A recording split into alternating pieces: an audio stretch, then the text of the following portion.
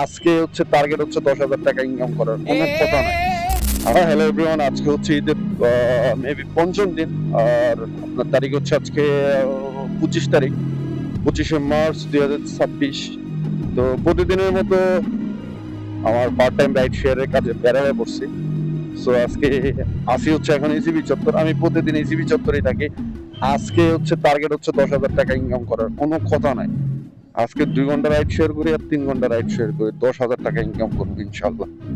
দেখা যাক 10,000 টাকা ইনকাম করার জন্য প্রথম ট্রিপটা আমাকে এখান থেকেই নিতে হবে। So let's see.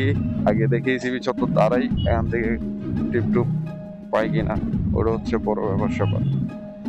দেখা যাক কতক্ষণ লাগে এখান থেকে টিপ নিতে। কোন দেশে যাইতেছেন?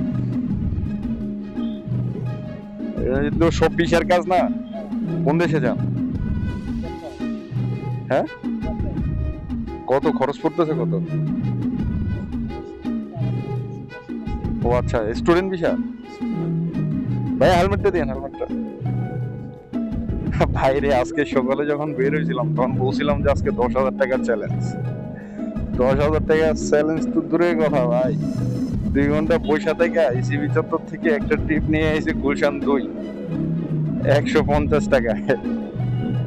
কি আর 10,000 টাকার চ্যালেঞ্জ ম্যালেঞ্জ, মাথা মতো সব খারাপ হয়ে রয়েছে আজকে। আজকে কোনো টিভি মারতে পারি নাই শালা, কপাল এত খারাপ। যাক, আসলে রিজিকের মালিক হচ্ছে আল্লাহ, কখনো ভালো হবে কখনো খারাপ হবে, কখনো ইনকাম হবে না, বা কখনো ইনকাম বেশি হবে কখনো ইনকাম কম হবে। সস্তার উপর ডিপেন্ড করে, সস্তা কপালে যা রাখছে ওটা থেকে বেশিও ইনকাম করতে পারবো না, কমও ইনকাম করতে পারবো না। এটাই হচ্ছে বাস্তব কথা।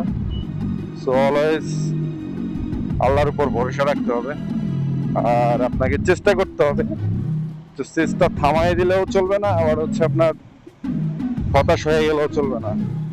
সবসময় মোটিভ রাখতে হবে নিজেকে, যাতে যতই ঝড় আসুক তুফান আসুক, যতই যাই হোক, নিজের উপর নিজের আস্থা রাখতে হবে, ধৈর্য ধারণ করতে হবে।